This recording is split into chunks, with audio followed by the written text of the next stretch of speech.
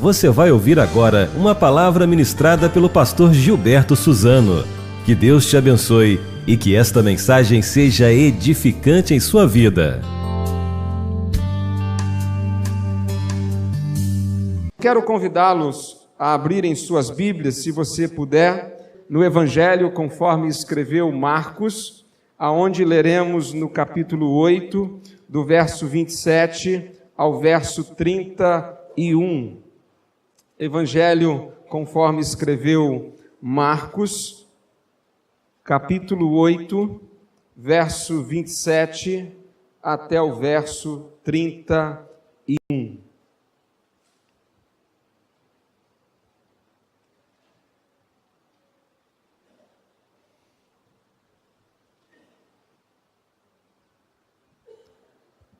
Assim nos diz a palavra do nosso Deus. E Jesus foi com seus discípulos para os povoados próximos a Cesareia de Filipe. No caminho, perguntou aos discípulos: quem os homens dizem que eu sou? Eles lhe responderam: alguns dizem que és João Batista, outros Elias, e ainda outros, algum dos profetas. Então ele lhes perguntou: mas vós, quem dizeis que eu sou? E Pedro respondeu-lhe: tu és o Cristo. E Jesus ordenou que a ninguém falassem a respeito dele. E começou a ensinar-lhes que era necessário que o Filho do Homem sofresse muitas coisas, fosse rejeitado pelos líderes religiosos, principais sacerdotes e escribas, fosse morto e depois de 3 dias ressuscitasse. Nos domingos deste mês de abril, nós estamos nos dedicando aqui em nossa igreja a refletirmos sobre algumas perguntas feitas pelo Senhor Jesus, conforme foram registradas nos evangelhos. Frequentemente são as perguntas que nos provocam a reflexão e também nos provocam a uma mudança de vida. E hoje nós vamos refletir sobre a pergunta: quem dizeis que eu sou? Essa foi mais uma das mais de 100 perguntas feitas pelo Senhor Jesus. Quem dizeis que eu sou? É interessante as circunstâncias em que se desenvolveu essa passagem da Bíblia que nós acabamos de ler, porque isso ocorreu durante uma viagem de Jesus e os seus discípulos. Jesus e os seus discípulos estavam andando pelas estradas próximas à cidade de Cesareia de Filipe, e foi durante esta viagem, durante esse tempo de caminhada juntos, que Jesus, cercado dos 12 primeiros seguidores, ele faz essa pergunta. E essa pergunta, quem dizeis que eu sou, ela nos faz refletir em algumas importantes lições essenciais à nossa vida, ainda hoje. E a primeira lição que esta passagem nos sugere é que as pessoas, em geral, elas vivem bastante equivocadas sobre a pessoa de Jesus. Por esses tempos, aqui no texto, quando se deu esse fato, essa conversa de Jesus e os seus discípulos, por esse tempo, por 3 anos, Jesus já havia andado por toda a Galileia, Judeia e até em partes da Samaria, pregando, ensinando e curando muitas pessoas. Então a fama de Jesus, por esse tempo, já tinha se espalhado. E as pessoas daquela época, mesmo de cidades um pouco mais distantes, elas já tinham ouvido falar a respeito de Jesus. Mesmo sem as redes sociais, mesmo sem o WhatsApp, Facebook, Instagram, as pessoas daquela época já tinham ouvido falar pelo menos algumas coisas a respeito do homem de Nazaré. E então conta-nos o verso 27, que Jesus foi com seus discípulos para os povoados próximos a Cesareia de Filipe, e no caminho perguntou aos seus discípulos: quem os homens dizem que eu sou? Será que Jesus não sabia a resposta? Sim, claro que ele sabia. Mas por que então Jesus perguntou isso para os seus discípulos? Jesus fez a pergunta para fazer com que os discípulos pudessem refletir, pensar, raciocinar. Meus irmãos, a pergunta acerca de quem é Jesus é a pergunta mais importante que já pôde ser feita em toda a história do mundo. Essa pergunta, quem é Jesus? A vida depende da resposta a essa pergunta. O propósito da vida está nesta resposta a esta pergunta. O sentido da existência do ser humano, ele vem da resposta a essa pergunta: quem é Jesus?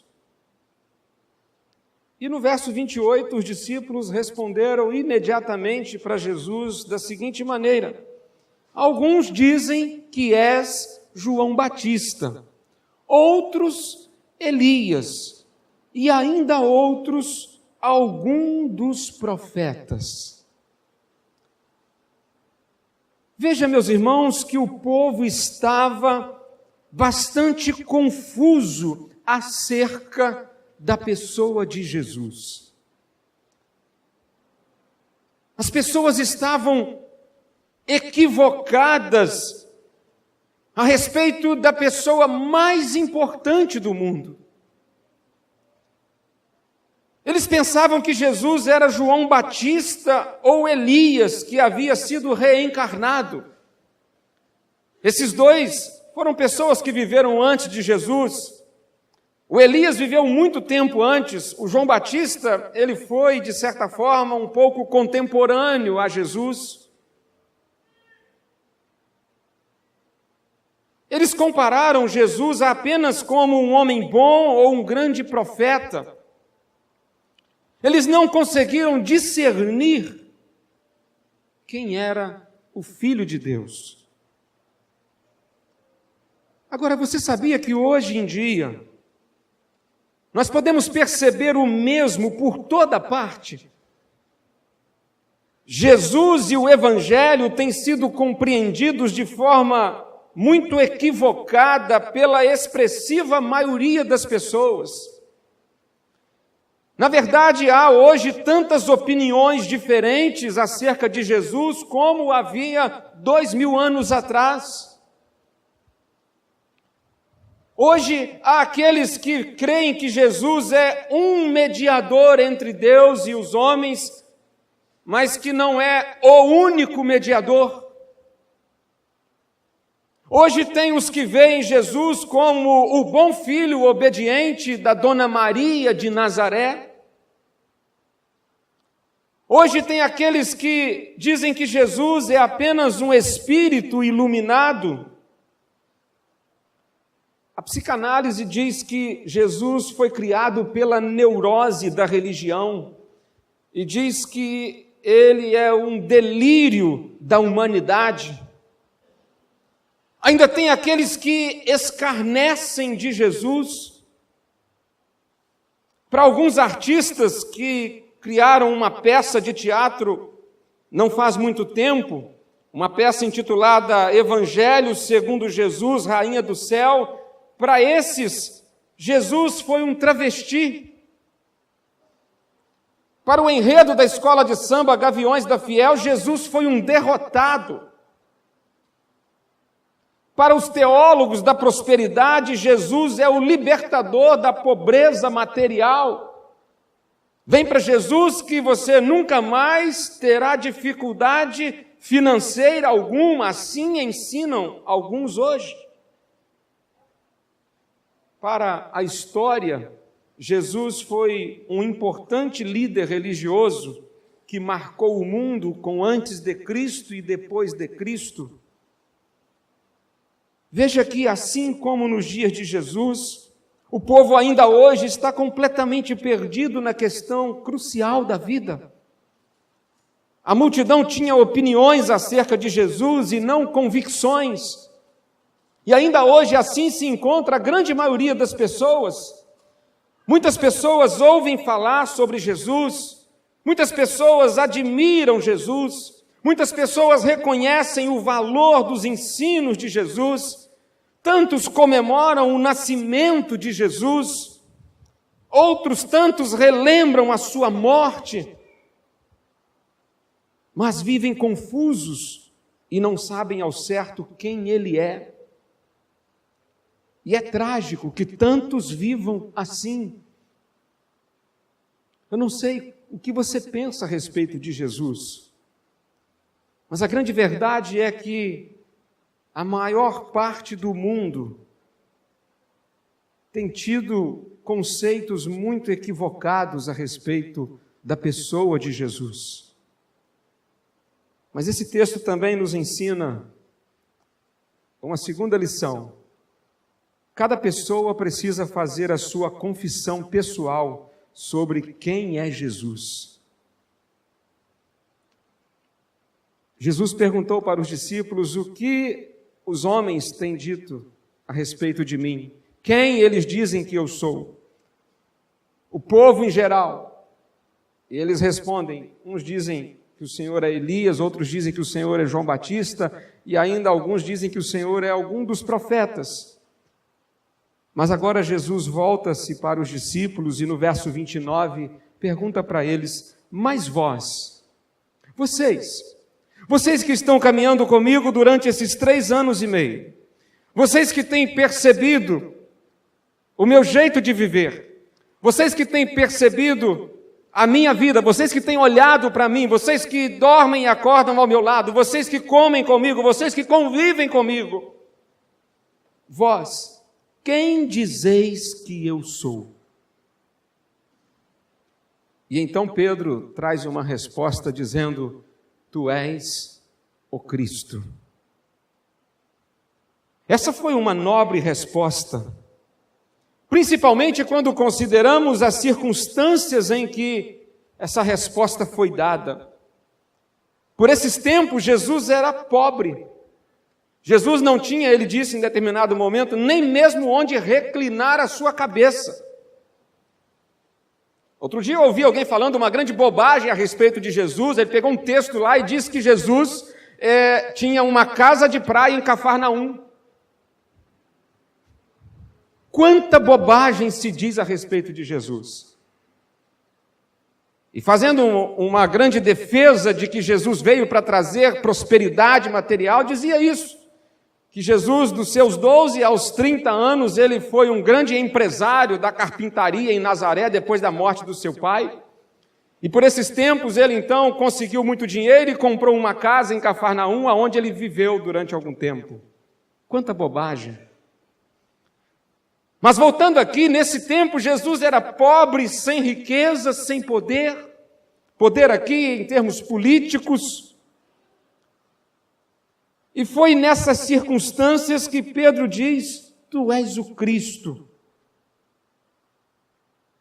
Quando as autoridades políticas e religiosas da época estavam, inclusive, planejando e agindo para matar Jesus, é nesse tempo que Pedro diz, tu és o Cristo. Foi nessas circunstâncias, tu és o Cristo. Pedro cria que aquele por quem ele havia decidido deixar tudo para segui-lo, Jesus de Nazaré, Pedro cria que ele era o Salvador prometido, o Messias, o Redentor anunciado. Quando Pedro diz, tu és o Cristo, ele diz, eu creio que o Senhor veio a este mundo diante de uma promessa que o Pai, Deus, o Criador, havia feito de que enviaria o seu próprio Filho para vir a este mundo para nos dar a vida eterna. E sendo o Cristo, o verso 30 nos diz que Jesus ordenou que a ninguém falassem a respeito dele. Jesus viveu sempre na confiança do Pai, sabendo que a hora da sua morte haveria de chegar e ele haveria de morrer no tempo de Deus. Contudo, ele sabia que essa declaração, essa confissão de Pedro, ela provocaria mais ódio ainda naqueles que estavam à caça da sua vida, para tirar a sua vida. E como a sua hora ainda não havia chegado, Pedro diz, olha, não digam a ninguém ainda a respeito disso.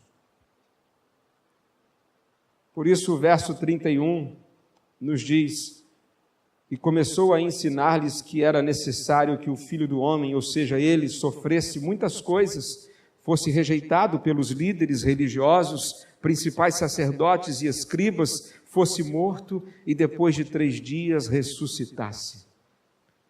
Jesus estava dizendo o seguinte para Pedro, Pedro, você acertou na mosca, eu sou o Cristo. E ele se pôs a falar das implicações dele ser o Cristo.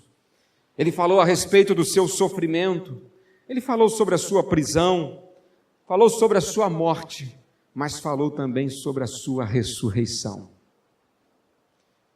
Ele revelou o seu propósito em vir ao mundo, para dar a sua vida em resgate do seu povo.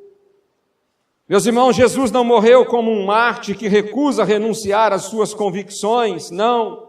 Ele morreu como parte do plano redentivo de Deus. Por isso que ele diz aqui, é necessário que eu morra para que vocês vivam. Mas por que era necessário que Jesus sofresse e morresse? Por que era necessário? A morte de Jesus foi necessária para que fosse feita expiação pelo pecado da humanidade. O que é expiação? É pagamento, é cumprir o castigo. Sem derramamento de sangue não haveria redenção para o homem. Você sabe que nós somos todos pecadores. Você sabe que a humanidade, entre todos nós, não há um sequer que possa dizer, eu nunca pequei, eu nunca errei. A Bíblia diz que aquele que diz que não cometeu pecado algum, que não peca, ele é o quê? Mentiroso. Porque está escrito lá em Romanos 6:23, porque todos pecaram e destituídos estão da glória de Deus. E porque todos pecaram, o salário do pecado, a recompensa do pecado é a morte. Mas Deus, na sua infinita misericórdia e na sua graça imensurável, Ele enviou o seu Filho ao mundo, Jesus Cristo, para que pudesse vir aqui e sofrer as penalidades dos nossos pecados. O profeta Isaías disse 700 anos antes de Cristo que Ele levou sobre si os nossos pecados. O castigo que nos traz a paz estava sobre Ele. E quando Ele se põe a falar do seu sacrifício, Ele está dizendo, eu sou o Cristo. Cristo significa o Messias, o ungido de Deus, o escolhido de Deus para ser o redentor da humanidade. Eu sou o Cristo porque eu sou o único meio pelo qual o homem pode obter perdão pelos seus pecados. Eu sou o único meio pelo qual o homem pode livrar-se da condenação do inferno. Eu sou o único meio pelo qual o homem pode se reconciliar com Deus. E Ele levou sobre Ele os nossos pecados. Morreu na cruz, naquela tarde de sexta-feira, às 15h, na hora nona do horário dos judeus, deu ali o seu último suspiro, morreu. 3 dias depois, ele ressuscitou.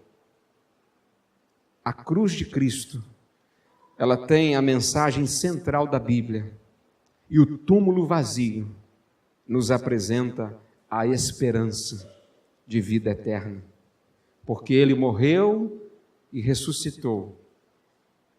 Crendo nele, recebendo ele como nosso Salvador pessoal, confessando ele como o Cristo, tal qual Pedro o fez, nós assim recebemos pela graça o perdão de nossos pecados e o direito pela vida eterna.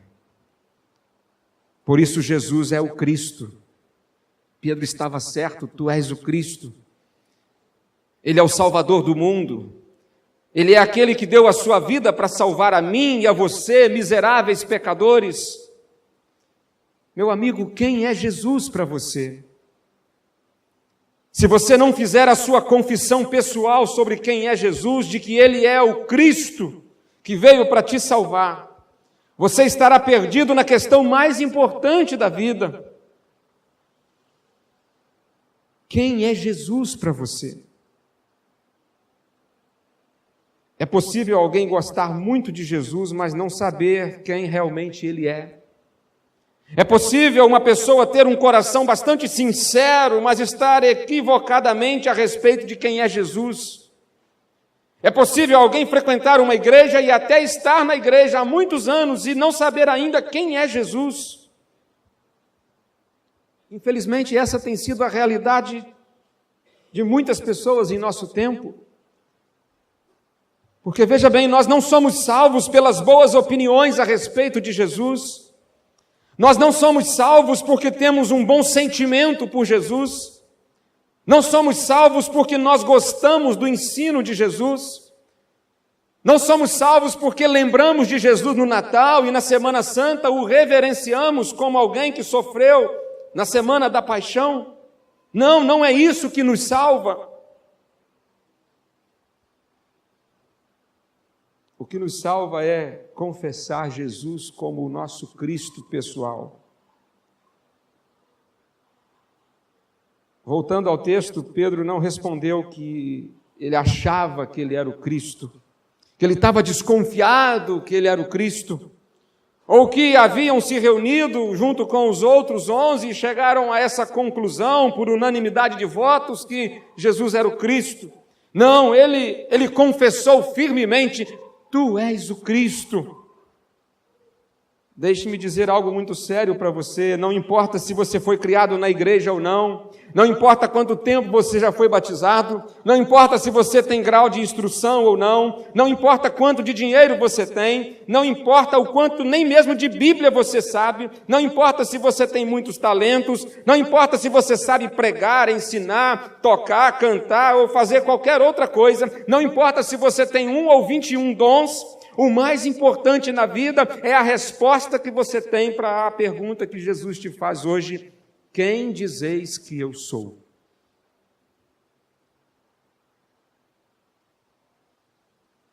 Se você tem confessado que Ele é o Cristo para você, é isso o que importa. Pois é quando alguém crê que Jesus é o Cristo, que uma nova criatura é. As coisas velhas já passaram, eis que tudo se fez novo. E se Jesus é o Cristo para você, então Ele é o centro, Ele é a base, Ele é o alvo, Ele é a esperança, Ele é o foco, Ele é a razão, Ele é o motivo. E nada, absolutamente nada, será capaz de fazê-lo desistir. Se Jesus é o Cristo para você, então você é mais do que vencedor por aquele que nos amou. Se Jesus é o Cristo para você, então você pode enfrentar as piores tragédias da vida, pois tudo posso naquele que me fortalece. Veja quanto benefício de confessar que Ele é o nosso Cristo. Se você ainda não confessou, de forma pessoal, Jesus como o Cristo, o seu Salvador. Não perca mais tempo. O tempo para essa decisão é hoje. Amanhã pode ser muito tarde, mas hoje Cristo te quer libertar. Libertar de quê, pastor? Libertar do engano, libertar do equívoco a respeito de quem Ele é. Sim, alguém talvez pudesse querer perguntar, mas pastor, para eu confessar que Jesus é o Cristo, o meu Salvador, eu vou ter que deixar muita coisa, pastor. Sim, muita coisa você vai ter que deixar. Todavia, você só deixará coisas ruins. Deixará os prazeres da carne, as bebedeiras, os vícios, o adultério, a vida desregrada, mas todas essas coisas destroem a alma e o corpo. Por outro lado, com Jesus a gente ganha uma nova vida linda, uma nova vida cheia de significado, cheia de propósito, com prazeres santos. Você ganha uma nova família, você ganha novos amigos. É isso mesmo, quando a gente crê e diz: Jesus, Tu és o Cristo, Tu és o meu Salvador pessoal. A gente ganha uma nova família porque a gente se torna, aí sim, um filho de Deus, de verdade. Aí no mundo dizem que todo mundo é filho de Deus, as pessoas pensam assim, mas há um grande equívoco, porque nem todo mundo é filho de Deus. Todo mundo foi criado por Deus, mas filhos de Deus são apenas aqueles que confessam a Jesus como seu Salvador pessoal. João, capítulo 1, verso 12, está escrito: mas a todos quanto o receberam a Cristo, deu-lhes o poder de serem feitos filhos de Deus. E se tornando filho de Deus, a gente ganha uma nova família, novos amigos, amigos que são muito diferentes daqueles amigos do boteco, sabia? Na igreja a gente tem amigo que é muito diferente do que os amigos do botequim, porque no boteco você é abraçado enquanto está tudo bem, mas quando você está na pior, viram as costas. Já na família de Deus, a amizade que temos é completamente diferente. Aqui a gente ri junto, aqui a gente chora junto. Essa semana eu comi bolo de aniversário com alguns, chorei junto com outros com a perda de algum querido familiar. Orei por outros, junto com outros que estão enfrentando alguma dificuldade na saúde de alguém da família. A gente se alegra e a gente chora juntos. E quando a gente crê que Jesus é o Cristo, o nosso Salvador, a gente ganha esses novos amigos junto da família de Deus. Eu não sei o que você está esperando se você ainda não confessou Jesus como seu Salvador, como seu Cristo. Mas não perca tempo. Amanhã pode ser muito tarde. Hoje é o tempo. Nenhum de nós aqui é capaz de dizer por quanto tempo ainda viveremos. Nenhum de nós é capaz de dizer nem mesmo se vai poder chegar em casa hoje. Mas a terceira lição que aprendemos nesse texto é que todo crente deve viver dizendo quem é Jesus aos outros. Novamente, vejamos a parte A do verso 29, Jesus perguntou: mas vós, quem dizeis que eu sou? Quem vocês andam dizendo que eu sou? Essa é a missão de todo aquele que confessa Jesus como o Cristo. Andar dizendo quem Ele é, contando para os outros quem Ele é, quem é Jesus. Essa é a missão de todo aquele que confessou Jesus como seu Salvador. Andar dizendo para as pessoas quem é Jesus. Nós somos propagadores da fé em Jesus. Nós somos portadores da mensagem do Evangelho. Nós somos todos missionários, Nós devemos falar de Jesus, o que Ele veio fazer neste mundo, que Ele morreu para nos salvar, mas que ressuscitou ao 3º dia e hoje vive. E porque Ele vive, nós podemos crer no amanhã. E porque cremos no amanhã, nós cremos que um dia Ele virá aqui, segunda vez, para nos buscar. Amém? Todo crente deve viver dizendo quem é Jesus, o que Ele fez e o que Ele prometeu. Ele prometeu: aquele que vem a mim, de modo algum eu o lançarei fora.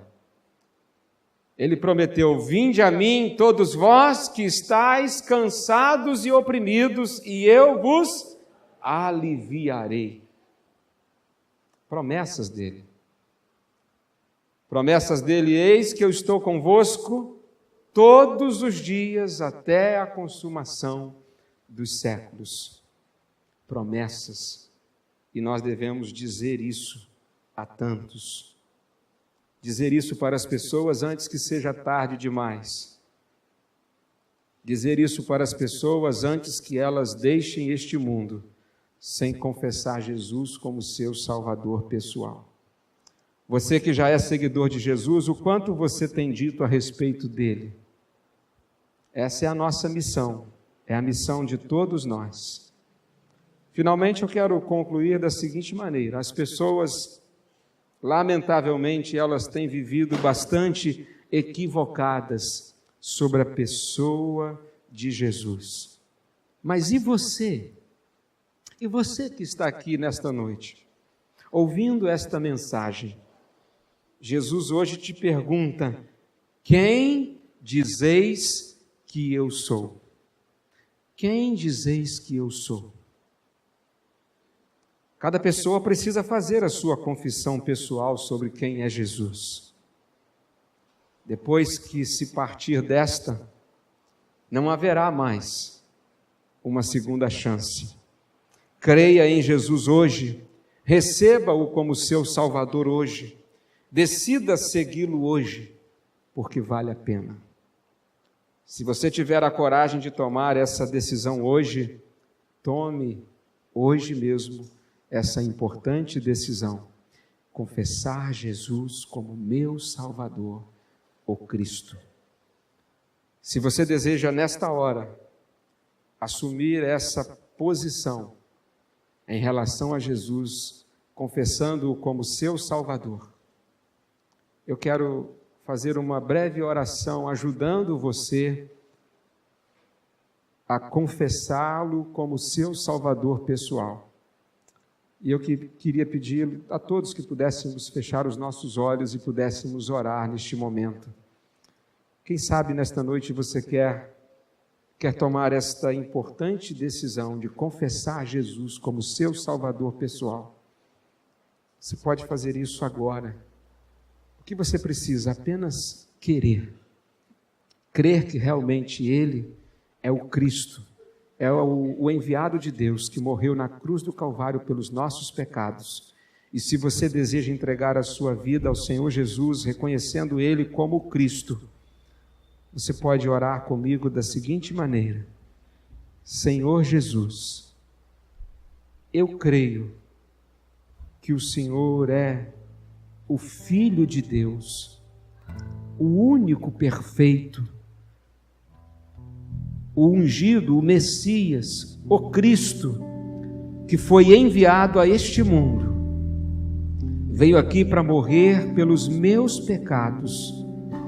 Eu reconheço que eu sou um pecador, uma pecadora, mas nesta noite eu quero confessar Jesus como aquele que morreu no meu lugar.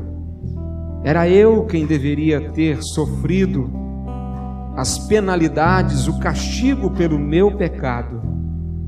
Mas, nesta noite, eu creio e confesso que Jesus é o meu Salvador. Eu quero ser perdoado, quero ser perdoada, e eu quero viver uma nova vida a partir desta noite. Eu o recebo como o meu Cristo, o meu Salvador. Mora em meu coração, me encha de paz, de alegria, de amor, porque porque eu quero viver para agradá-lo dia após dia. Eu te recebo como meu Salvador nesta noite. Eu oro e confio no teu próprio nome, no nome de Jesus. Amém. Se você tomou esta decisão e confessou Jesus como seu Salvador nesta hora por meio dessas palavras, fazendo delas as suas palavras, esta foi a decisão mais importante que você pôde tomar já em sua vida. E a minha oração é que você não desista nunca. Eu queria pedir aqui a pelo menos 3 pessoas que ficassem em pé aqui. Zé Augusto, fica em pé fazendo um favor. Irmão Eliezer também. Queria pedir a Kelly que pudesse ficar em pé também. Esses 3 irmãos estão aqui. Se você tiver tomado a sua decisão por Jesus nesta noite, daqui a pouco, quando esse culto terminar, você poderá procurar um desses 3 irmãos e dizer para eles: olha, eu quero a cada dia caminhar juntamente com vocês nesta caminhada de fé. Eu quero ser um cristão também. Eu entendi que Jesus é o meu Salvador. E você poderá dar o seu contato para eles, que eles vão anotar isso, registrar, e depois a gente vai convidá-lo para continuarmos caminhando juntos, tá bom? Obrigado, Zé. Obrigado, irmão Eliezer, também Kelly. Você poderá procurar um desses 3 irmãos, que eles vão te ajudar, poderão te abençoar. Qualquer coisa, pergunte lá atrás, na secretaria, quem são eles, José Augusto, Eliezer e Kelly, e eles vão pegar um contato seu, e depois a gente vai se falando por aí. Mas vamos seguir caminhando com Jesus. Amém?